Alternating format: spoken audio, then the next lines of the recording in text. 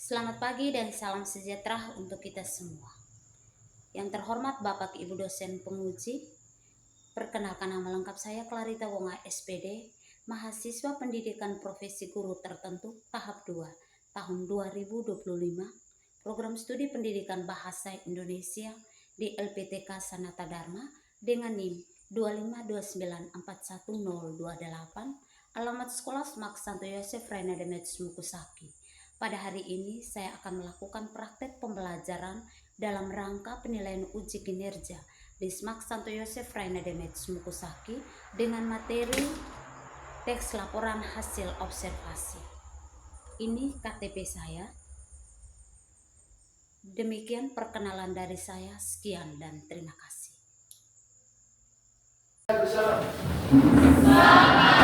pagi anak-anakku semua, apa kabar hari ini? Baik dan luar biasa.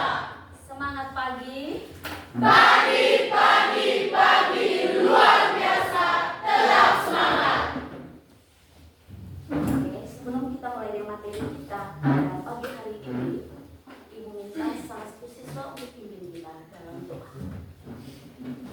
Ibu guru dan teman-teman, mari kita bersikap untuk berdoa dalam nama Bapa, dan Roh Kudus. Amin.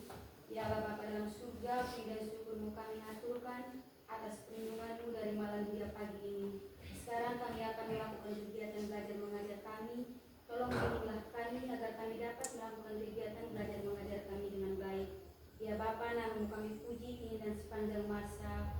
Amin. Dalam nama Bapa, Silakan duduk. Terima kasih.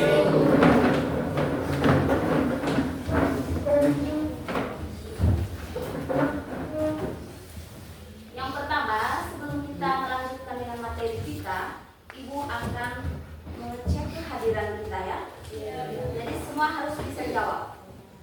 Agustinus Amaka, Hadir Bu. Andreas Meme, Hadir Bu. Elizabeth Bara, hadir Bu. Famali, Hadir Bu. Reku. Hadir Bu. Yang pertama, bagi siswa yang tidak mengikuti dengan baik materi hari ini, maka dia akan dikeluarkan dari ruangan ini. Sepakat tidak? Sepakat. Yang kedua, bagi siswa yang tidak mengerjakan tugas laporan hasil observasi membuat teks dalam pengamatan, maka siswa tersebut akan diberi sanksi dengan membuat 5 teks laporan lagi. Sepakat? Sepakat. Kita lanjut dengan Ibu akan membacakan tujuan pembelajaran kita pagi ini. Tujuan pembelajaran yang pertama, melalui model pembelajaran problem based learning atau PBL, peserta didik dapat menganalisis struktur dan ciri dari teks laporan hasil observasi. Yang kedua, peserta didik dapat menyimak, mengevaluasi, dan mengkreasi informasi berupa gagasan, pikiran, perasaan, pandangan, atau arahan yang terkandung dalam teks laporan hasil observasi.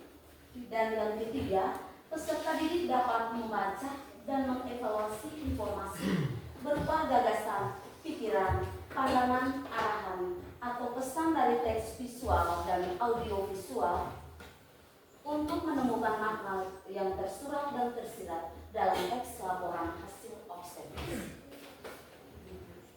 Yang keempat, peserta didik dapat mengolah, berbicara, dan menyajikan gagasan, pikiran, pandangan. Berikut adalah pertanyaan semantik. Yang pertama, apa yang dimaksudkan dengan teks laporan hasil observasi? Ada yang mau menjawab? Saya Bu. Silakan. Sebuah laporan berdasarkan hasil pengamatan dari suatu objek. Oke, kita berikan aplaus dulu. Yang kedua, sebutkan struktur teks laporan hasil observasi. Saya Bu. Oke, jadi silakan. Strukturnya ada 3. Yang pertama pernyataan umum, yang kedua isi, yang ketiga kesimpulan. Pernyataan umum, isi, dan Kesimpulan. kesimpulan. Oke, kita berikan aplaus. Kita menyebut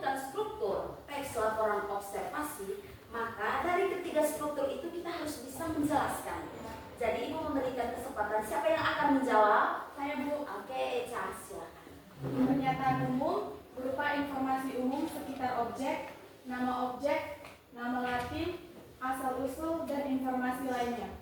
Yang kedua, isi berupa aspek-aspek laporan yang terkait dengan objek yang diamati, bisa berupa deskripsi bagian, ciri fisik, jenis manfaat, klasifikasi, dan deskripsi manfaat bersifat opsional, kadang ada, kadang tidak ada. Yang ketiga, simpulan, ringkasan umum hasil pengamatan yang bersifat opsional.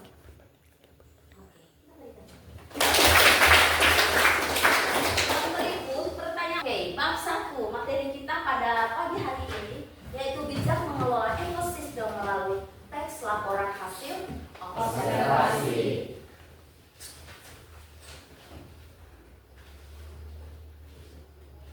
Laporan hasil observasi merupakan sebuah laporan berdasarkan hasil pengamatan terhadap suatu objek yang hasil pengamatannya berupa klasifikasi tentang deskripsi umum dan bagian dari objek yang menjadi pengamatan.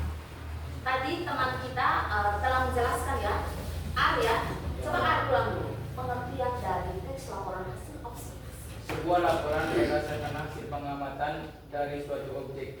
Iya, sebuah laporan berdasarkan hasil pengamatan dari suatu objek. Jadi kita sudah tahu bahwa kemarin itu kita sudah pernah melakukan pengamatan ya, observasi tentang apa saja? Lingkungan. Oke, kita telah melakukannya. Dan sekarang objek-objek yang kita amati atau kita observasi itu kita bisa membuat suatu laporan. Jadi dari pengamatan kita mulai bisa menyusun sebuah laporan teks laporan hasil observasi. Oke, kita lanjut. Teks laporan hasil observasi biasanya berisi fakta-fakta yang dapat dibuktikan secara ilmiah.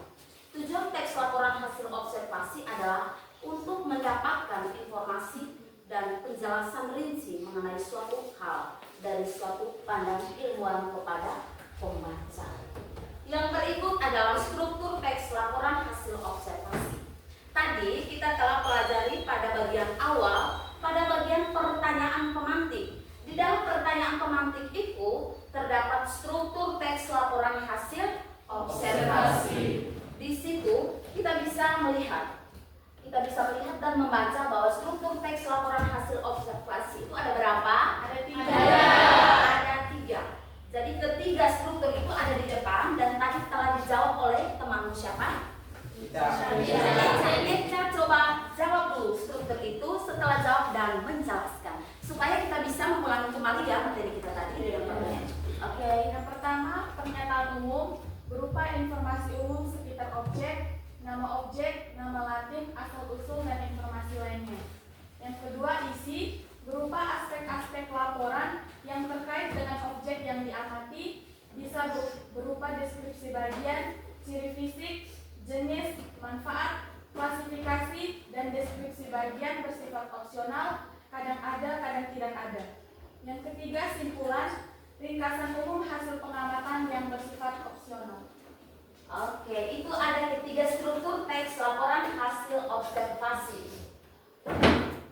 Ketika pernyataan umum berupa informasi umum sekitar objek, nama Latin, asal-usul, semua itu ketika kita melakukan penelitian dan membuat sebuah teks laporan hasil observasi, di mana di dalam itu akan dijelaskan tentang pernyataan umumnya.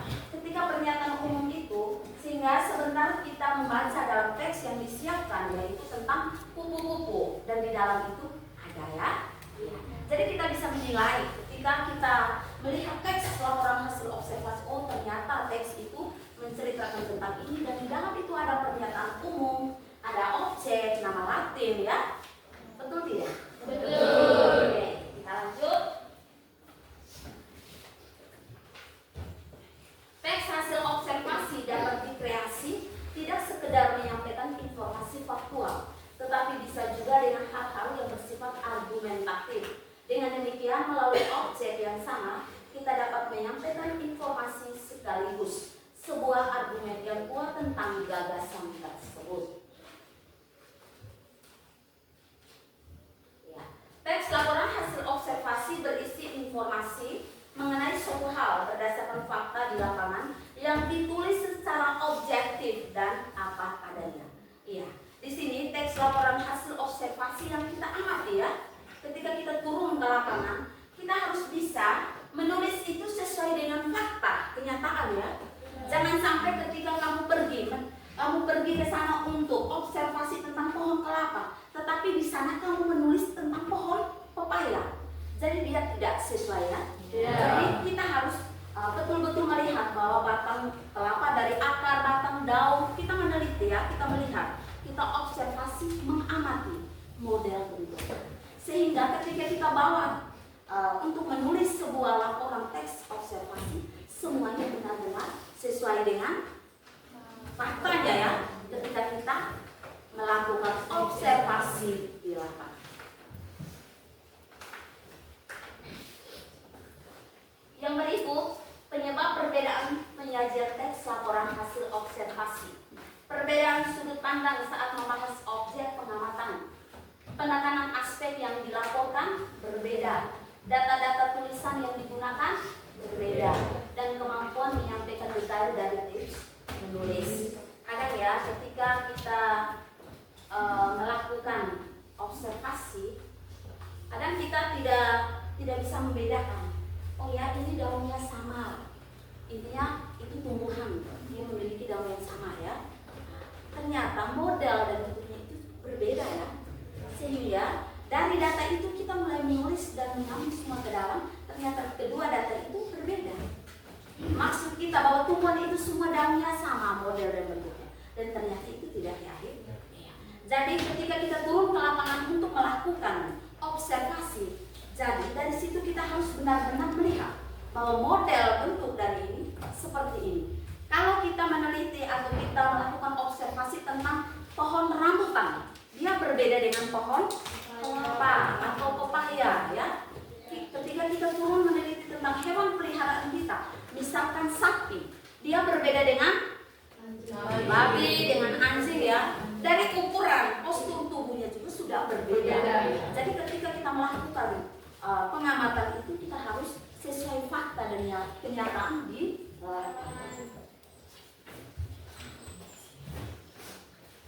data-data tulisan yang digunakan berbeda. Macam tadi ya, ketika kita turun meneliti tentang pohon kelapa, kita datang dengan data pohon pepaya. Maka sudah jauh berbeda ya. Benar tidak? Benar.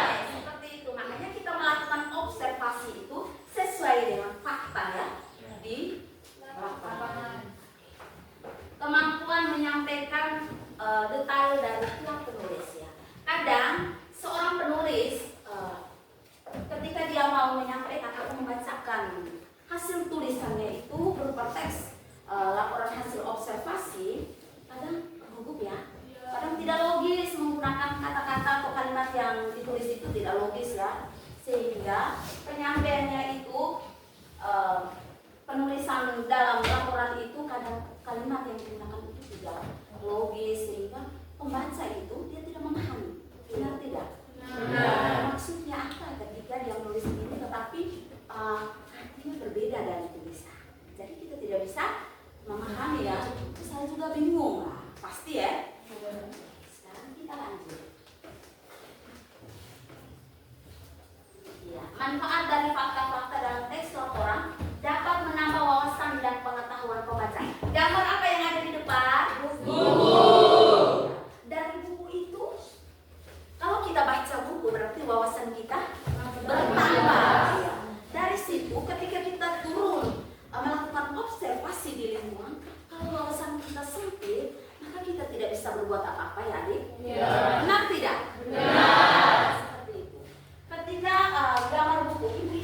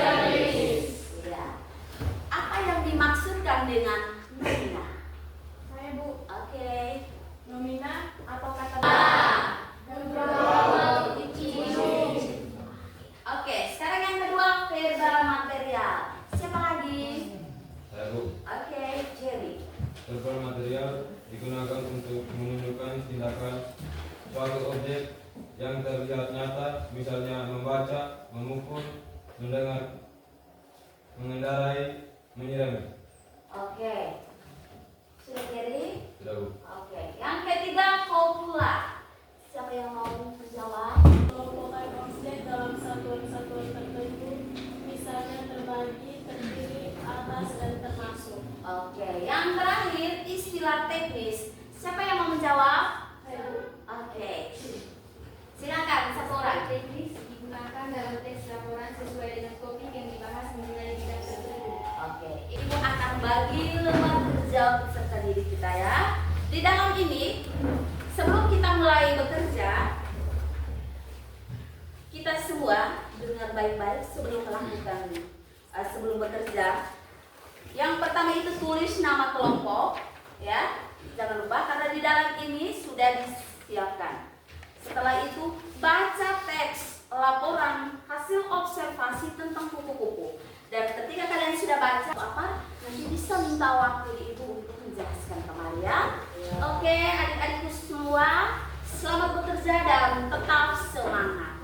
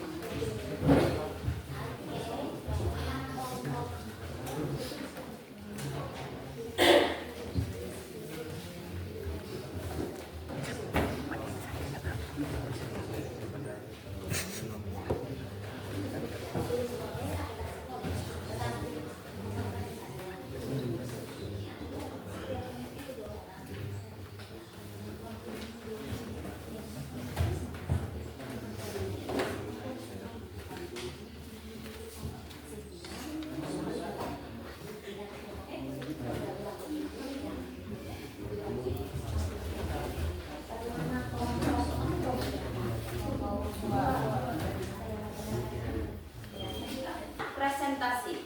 Ibu panggil dari kelompok 1. Yang mewakili dari kelompok 1 silakan maju untuk presentasi. Oke, kita tepuk tangan dulu.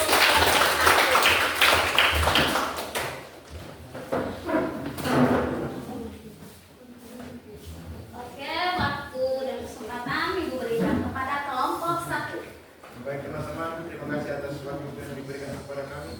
Kami juga perwakilan dari kelompok 1 sekarang akan mempresentasikan hasil kerja kami. Sekarang kami akan memulai mempresentasikannya. Dari teks di atas yang berjudul kupu-kupu, kami telah menentukan strukturnya. Yang pertama, pernyataan umum, yaitu kupu-kupu merupakan bagian dari filum Arthropoda. Filum Arthropoda adalah anggota hewan yang memiliki kaki berluas-luas atau berkupu-kupu. Kupu-kupu termasuk kelas hewan Invertebrati yang dengan jenis sayap yang bersisik. Kupu-kupu merupakan hewan yang termasuk filum hewan paling besar. Untuk struktur yang kedua, deskripsi bagian, kupu-kupu memiliki keunikan pada sayapnya warna-warni. Ada sayap kupu berfungsi untuk membedakan jenisnya dengan tidak sedikit orang mengawetkannya untuk dijadikan hewan koleksi. Untuk struktur yang deskripsi bagian yang kedua, kupu-kupu mengalami metamorfosis sempurna dari ulat menjadi kupu-kupu mulai dari telur, larva, pupa dan imago. Karena itulah kupu-kupu termasuk hewan holometabola yang mengalami metamorfosis sempurna.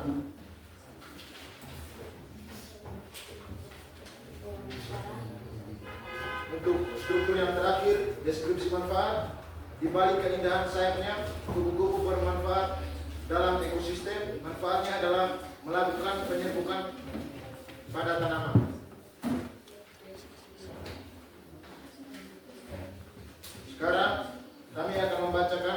ciri-ciri kebahasaan dari teks kupu-kupu tersebut. 1. Nomina.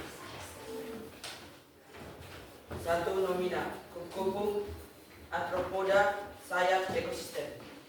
Kopula merupakan bagian kupu-kupu merupakan bagian dari filum Arthropoda. Filum Arthropoda adalah anggota hewan yang memiliki kaki berluas atau berbuku-buku. Verbal mengelompok. Termasuk kupu-kupu merupakan hewan yang termasuk filum hewan paling besar dalam jumlah maupun daerah distribusi. Verbal keadaan.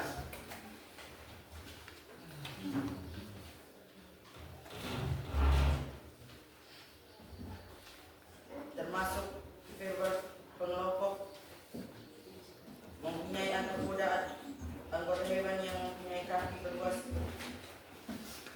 atau berbuku-buku.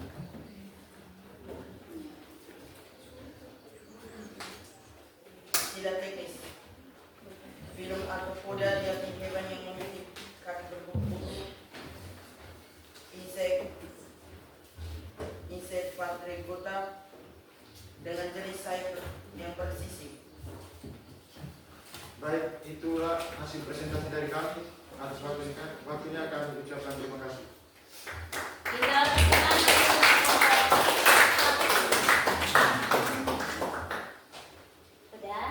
Sudah, Bu. Oke, waktu berikut kita berikan kesempatan kepada kelompok 2 dan Ibu berharap supaya suaranya agak besar sehingga teman-teman kalian bisa mendengarkan dengan baik ya. Oke. Kita melakukan presentasi itu kita menyampaikan atau kita membacakan hasil dari apa yang sudah kita diskusi tadi. Oke, kesempatan berikut Ibu berikan kepada kelompok 2. Kalau ada pertanyaan boleh bertanya ke kelompok 2. Lembar kerja kita ini ada teks observasi, judulnya tentang apa? Kupu-kupu. Oke, kupu-kupu. Terus pertanyaan pertama yang ada di dalam itu pada bagian tabel atau kolom pertama itu tentang struktur teks ya. Pernyataan umum. Pernyataan umum tadi di dalam teks itu kalimatnya yang mana? Oke, silakan baca. Oke, pada teks diskusi kita tadi. Yang pernyataan umum dari kelompok 1, jawabannya itu apa? Pada kalimat strukturnya itu pernyataan umum. Kalimatnya itu apa?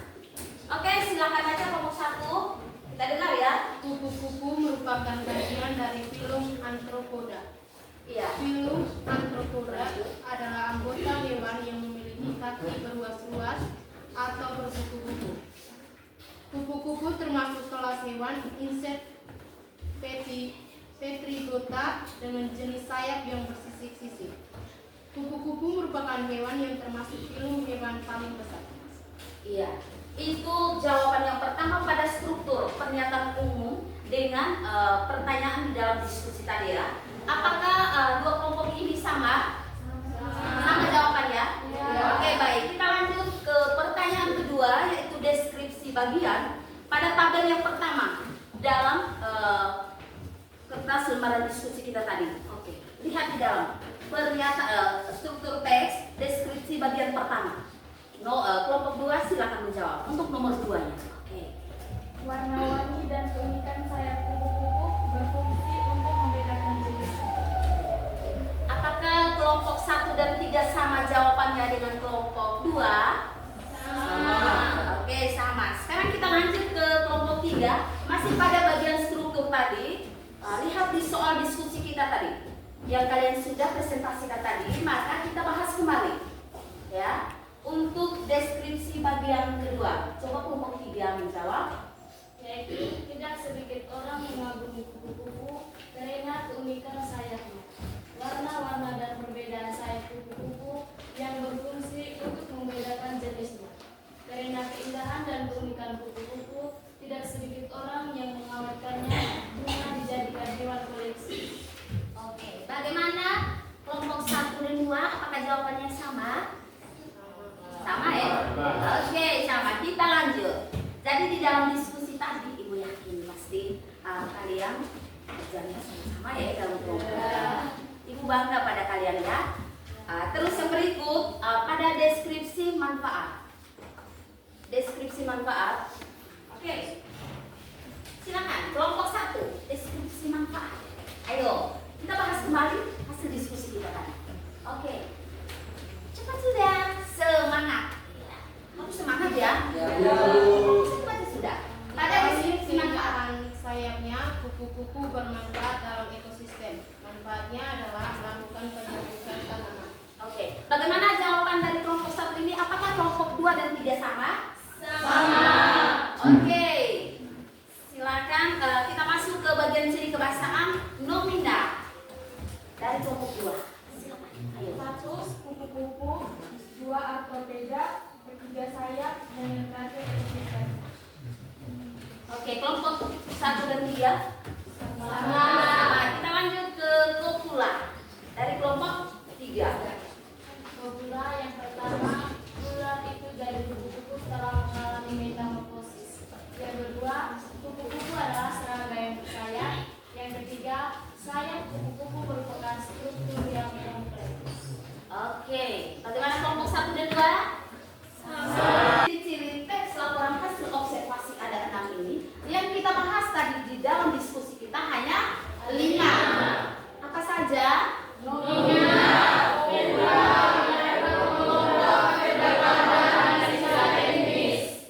tepuk tangan dulu. Bagian ciri dari kebahasaan. Setelah itu, kita juga tadi membahas tentang struktur ya.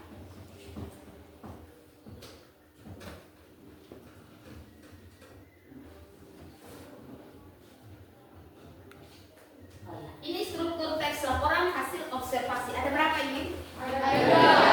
Ada 3 struktur. Ini dalam materi kita itu ada 3 struktur teks laporan hasil observasi. Semua untuk menuliskan refleksi tentang pembelajaran kita hari ini. Ya, masing-masing siswa menuliskan refleksi ya. Bisa? Bisa. Kita tulis lalu dikumpulkan. Sebentar, Ibu akan melihat. Ibu akan cek, oh ternyata. Atau mewakili dari setiap kelompok? Ya. Oke, tulis refleksi ya. Oke, tulis refleksi ya. Sebentar Ibu akan cek refleksi ya itu. Oke. Tulis, agak cepat ya. Refleksi. Setelah itu Ibu akan memberikan sedikit informasi ya. Ibu memberikan informasi bahwa ketika kita melakukan atau mengikuti pelajaran, kita harus betul-betul siap ya adik. Jangan sampai ketika kita hanya merasa bahwa saya mau ikut saja. Ketika kita berpikir seperti itu, maka materi kita hari ini tidak bisa kita paham dengan benar. Jadi Ibu berharap ketika kalian sudah menulis refleksi hari ini, semua anggota kelompok tadi sudah mengerjakan sama-sama ya menulis itu. Ketika Ibu baca pertanyaan penentunya, yang lain langsung rembuk bahwa seperti ini. Jadi Ibu berharap supaya kekompakan di dalam kelompok ini, di kelas ini harus sama-sama ya. Jangan sampai di kelompok 1 atau kelompok 2 saja. Sudah bisa dengar? Sudah. Ibu lihat tadi dari awal sampai saat ini, sampai memberikan refleksi ini, kalian tetap semangat ya? Tetap semangat dan Ibu yakin dengan materi yang sudah dijelaskan Ibu dari awal hingga sampai di bagian ini, bagian refleksi ini, Ibu sangat bangga dan berhasil dengan kalian. Karena semangatnya berapi-api. Ketika ada yang mau menjawab, satu orang lagi mau menjawab, oh ya, ternyata mereka bangga ya, kasihan dengan materi yang diberikan oleh Ibu tentang teks laporan hasil observasi. Ketika Ibu bertanya begini, apakah dengan materi yang Ibu tanyakan tadi atau Ibu jelaskan tadi, apakah adik-adik sudah memahami? Sudah. Ya. Pada kesempatan ini Ibu akan membagikan lembaran tugas kita ya. Nanti dikerjakan di rumah, tetapi per kelompok. Bisa ya? Bisa. semua akan dapat setiap kelompoknya satu-satu setiap kelompoknya. Oke. Oh iya, salah ini. Oke. Ya. Tugas yang diberikan itu memang kita masih berbicara soal observasi tadi ya. Dia tidak di luar itu. Kita masih berbicara soal observasi itu. Mungkin saja kalian bisa mengamati gambar itu, lalu kalian mengobservasi ya. Bisa? Karena tadi kita sudah membaca teks yang sudah diobservasi itu tentang judulnya tentang kupu-kupu. Jadi di situ ada kupu-kupu dan di dalam teks yang baru tidak ada kupu-kupu lagi ya. Iya. Itu ada beberapa gambar. Itu gambar apa saja yang ada di dalam? Badak. Tumbuhan. Apa itu? Semua tulisan di situ ya. Bunga. Iya. Itu nanti dikerjakan di rumah. Iya. Jadi ibu berharap dalam kelompok itu harus dikerjakan secara bersama-sama. Sehingga materi yang ibu jelaskan ini tidak di luar ya. Kalian sama-sama mendengarkan tadi penjelasan dari awal sampai dengan saat ini. Jadi pada kesempatan ini setelah ibu memberikan tugas ini yang baru, kita minggu besok itu kita mulai dengan materi kita yang baru itu tentang apa? Dan tugas pertama sebelum kita masuk dengan materi kita itu teks anekdot itu, kalian mencari tugas teks anekdot lalu dikumpulkan. Bisa? Bisa. Oke. Nilai nanti akan ibu berikan kepada adik-adikku semua. Ya. Dan pada kesempatan ini ibu telah menjelaskan materi dari awal hingga saat ini. Sekarang kita sudah berakhir dengan materi kita. Karena sudah waktunya kita akan mengakhiri materi kita ini, ibu berharap pesan ibu supaya kita bisa memahami semua apa yang dijelaskan oleh ibu. Bisa mengerti? Bisa. Bisa kan? Bisa. Bisa. Ibu yakin kita bisa ya? Terus yang berikut, ibu ingin bertanya kepada kamu. Nanti ketika satu orang yang ditugaskan, silakan.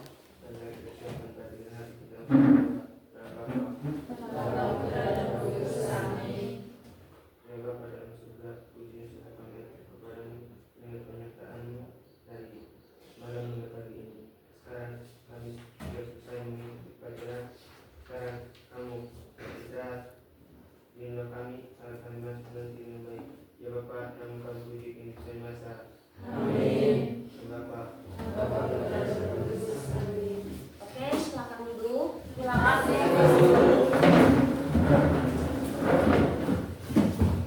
Iya, sekarang ibu mengucapkan terima kasih banyak kepada adik-adik semua bahwa hari ini materi kita berjalan dengan lancar. Ibu sangat bangga pada kalian. Sekian dan terima